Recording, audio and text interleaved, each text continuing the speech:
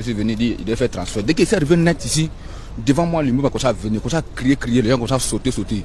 Mon ami, ils ont fait sortir les gens depuis là, et c'était mon ami, le papa. Depuis matin, il fait que pleurer sur moi. Je vais le croiser sur moi. Je ne sais pas ce qui est arrivé. J'ai pris Dieu pour qu'il reste dedans. J'étais là, ma soeur, elle me dit, Anne, tu lèves ta tête, regarde en haut là-bas, que l'immeuble est en train de tomber, il regarde, c'est vrai, dit, et Gédéon.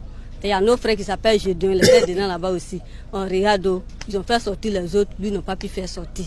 Alors là, il est encore là-bas. Le bilan actuel fait état de 9 victimes, dont 3 en état grave. Nous dénombrons 9 victimes, dont 3 en état grave. On nous a dit qu'il y a d'éventuelles personnes qui sont encore ensevelies au niveau du bâtiment. Donc nous sommes en train de procéder aux recherches. Le maire de la commune s'est rendu sur les lieux pour évaluer l'ampleur des dégâts et faire état de la situation, tout en rappelant l'importance de la sécurité. Je crois que c'est une scène à laquelle nous ne devons plus assister. Le non-respect des normes de construction doivent être stricts. Il faut que les uns et les autres comprennent qu'il y a la vie des gens qui est en danger. Arrêtons de vouloir toujours construire pour faire un gain. Mais ce gain-là, on peut le faire en construisant bien.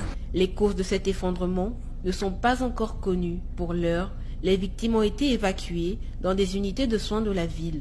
Cet incident remet sur la table la question sécuritaire en matière de construction en Côte d'Ivoire. Rappelons qu'un accident de ce type a eu lieu au quartier Palmeraie le 20 avril dernier, faisant état de 4 blessés graves. Nous dénombrons malheureusement 15 victimes, dont 6 décès certains.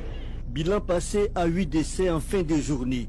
Un effondrement de trop selon ce riverain. Ici, dans le même quartier ici, avec 2 immeubles, quand il a commencé là, il est arrivé au premier, au deuxième, troisième là, on a dit non, où ça va là, c'est pas bon. Le sinistre dont les images sont présentes sur la toile et qui attire du monde, dont Isiaka, membre de la société civile, qui interroge régulièrement les questions de certains matériaux comme ceux en usage sur ce site. Depuis 3 ans, nous sommes sur le terrain. Quand je regarde, il y a un type de fer à béton qui est là, que les gens appellent sur le marché fer à béton spaghetti, parce que ça se casse. Ensuite, la loi oblige les fabricants à mettre leur nom sur les fers à béton qu'ils produisent. Et leur nom initial est griffe. Et c'est répété sur tout le long du fer à béton. Ceux qui fabriquent le fer à béton n'osent pas mettre leur nom parce qu'ils savent en cas de danger, on peut les identifier. C'est dans cette ambiance de supputation qu'arrive le ministre de la Construction pour l'état des lieux. Notre activiste lui soumet ses préoccupations. Il y a des normes qui sont mises en œuvre par Codinormes et ce sont ces normes donc, qui sont contrôlées régulièrement par les agents du ministère du Commerce sur les marchés. La deuxième chose que je dirais, c'est qu'il appartient encore une fois aux maîtres d'ouvrage, à ceux qui construisent, d'aller vers des professionnels. Et malheureusement, beaucoup de maîtres d'ouvrage, là aussi, cherchent à faire des économies.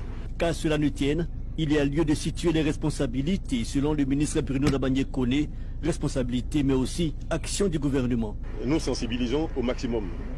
Vous pouvez voir nos équipes partout en Côte d'Ivoire. Nous-mêmes nous exprimons à chaque fois que de besoin. Nous avons revu nos textes de loi pour les adapter au contexte, pour les rendre plus durs, plus coercitifs. Nous sommes passés de 4000 et quelques contrôles en 2020 à aujourd'hui près de 15 000 contrôles par an. Des sites à démolir comme ce chantier de la Riviera Palmeraie qui avant l'effondrement du 30 juin était classé chantier non autorisé. Le ministère de la Construction le 24 mai 2023 aurait interpellé le propriétaire aux fins de stopper les travaux. Interpellation hélas restée sans suite. Le ministère de la Construction a interpellé le propriétaire pour stopper les travaux. Mais l'interpellation est restée sans suite. Frères et sœurs, trop c'est trop. Oui, trop est devenu trop. Le ministère de la Construction demande à un citoyen ivoirien de stopper la construction, mais l'individu a refusé. Qui est-il? Quel est ce monsieur si puissant qui a refusé de stopper les travaux et qui a continué et qui a mis la vie des personnes en danger? Et on a vu ce qui s'est passé. Homicide. Oui, ça ce n'est pas un homicide involontaire, c'est homicide volontaire. Puisque le monsieur qui est propriétaire de cet endroit serait le général Apollo Touré, le commandant supérieur de la gendarmerie. Oui, vous avez bien entendu. Le propriétaire de ce terrain n'est nul d'autre, ce n'est pas quelqu'un d'autre. C'est le général Apollo Alexandre Touré. Voici les informations qui fuitent, qui sortent. Voilà pourquoi, malgré l'interpellation du ministère de la Construction, le monsieur, puisqu'il est tout puissant général, selon lui, a décidé de continuer les travaux. Oui, frères et sœurs, on va lire le communiqué du ministère de la Construction. C'est important. Communiqué du ministère de la Construction, du Logement et de l'Urbanisme suite à l'effondrement d'un immeuble R+6 en construction. Le vendredi 30 juin 2023, aux environs de 11 h, une alerte parvenue à nos services faisait état de l'effondrement d'un immeuble R+6 en construction à Bessikwa Belkou dans la commune de Cocody.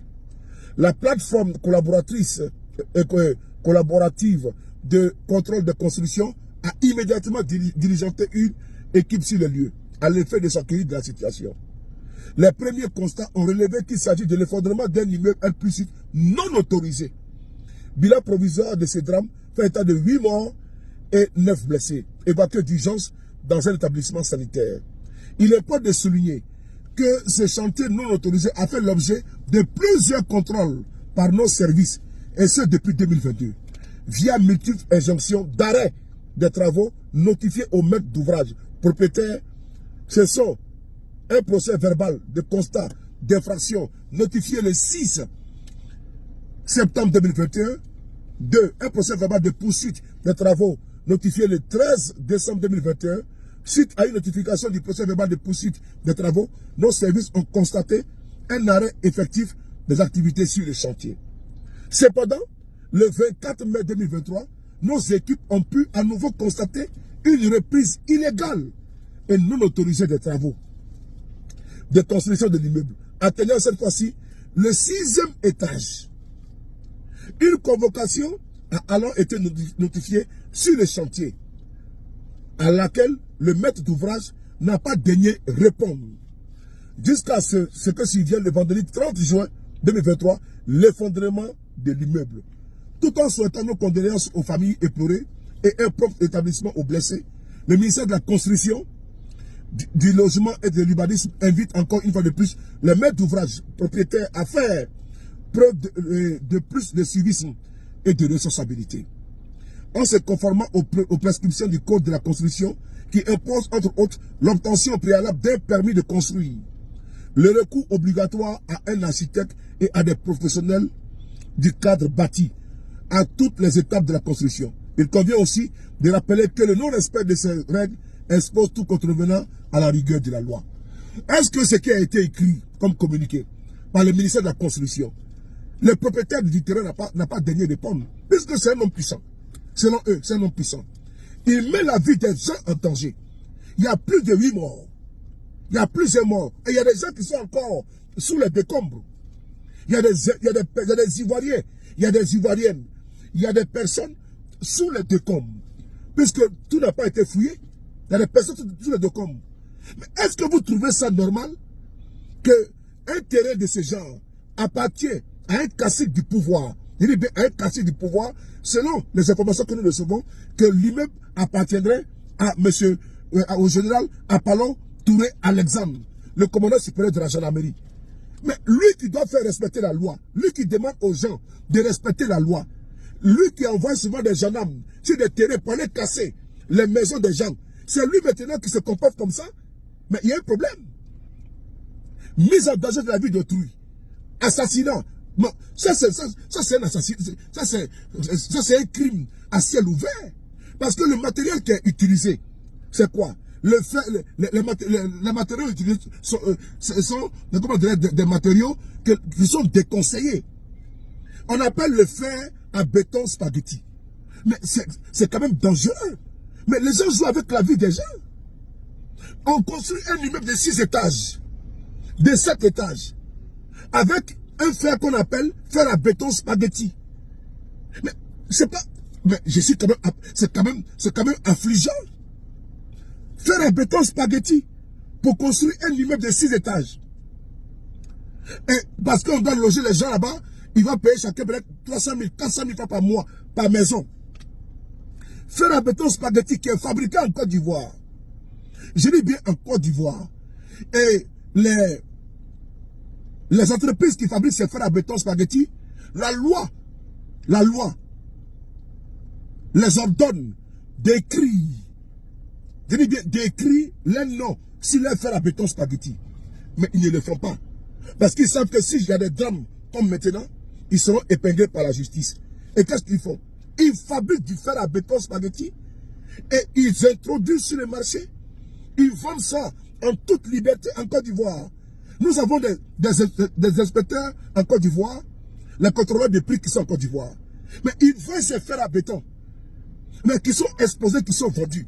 Mais c'est grave. C'est comme vous donnez une arme à un bandit.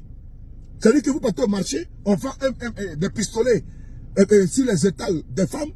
Les bandits viennent se servir et ils vont faire des braquages. Mais c'est quand même incroyable en Côte d'Ivoire. Vous savez très bien que ce fer à béton, spaghetti, a tué des centaines d'Ivoiriens. Des humains se sont écroulés. D'autres sont aujourd'hui handicapés à vie. Mais vous laissez ces entreprises toujours fonctionner en Côte d'Ivoire. Et ils ne sont pas inquiétés. Et personne ne bouge. Ça là, c'est de l'incompétence du ministère de la Construction. Oui. Parce qu'ils savent les entreprises qui fabriquent le fer à béton. Ils savent très bien. Maintenant, jusqu'à ce que l'on va, avec indécence, baptiser ça, fer à béton spaghetti. Et puis, circuler, il n'y a rien à voir. Mieux. L'individu, le maître d'ouvrage, n'a pas respecté les normes de construction selon le maire. Mais monsieur le maire de Cocody, vous-même qui êtes le maire là, il y a la police municipale à Cocody. Mais quand vous voyez que les normes ne sont pas respectées sur un terrain, mais qu'est-ce que vous devez faire? Vous envoyez la police municipale, allez faire arrêter les maçons et même les maîtres d'ouvrage. Dès l'instant vous constatez, même le ministère de la Construction, vous constatez que vous avez interpellé à plusieurs reprises un propriétaire d'un terrain. Mais la loi dit quoi? Vous pouvez, de la manière que vous faites là, ça veut dire que quand vous devez déguerpir les pauvres, vous envoyez les bulldozers, vous envoyez des gendarmes et des policiers pour les déguerpir. Mais comment se fait que maintenant, vous saviez pertinemment que le monsieur qui est derrière est l'un de vous, en l'occurrence un général. Et ce monsieur-là, vous l'avez interpellé à plusieurs reprises. Il n'a fait qu'à sa tête. Il a construit dessus.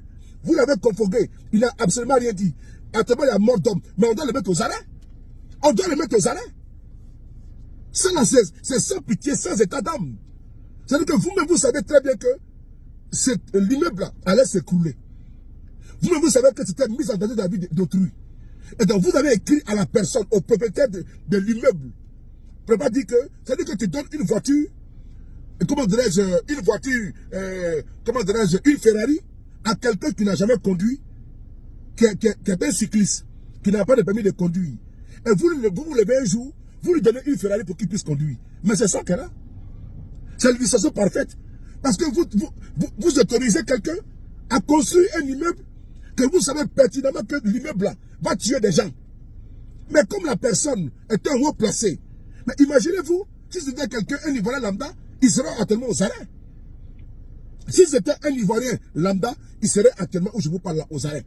Mais comme c'est quelqu'un, et qu'il est général de l'armée de Côte d'Ivoire, et que les langues se délient pour dire donc que l'immeuble appartient au général Apollo. Parce que lui, il habite à côté ici également.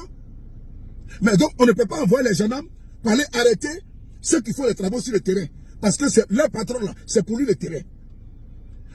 Kouyaté qui est de la police là, il ne peut pas également envoyer la police pour aller là-bas parce que c'est pour son collègue général.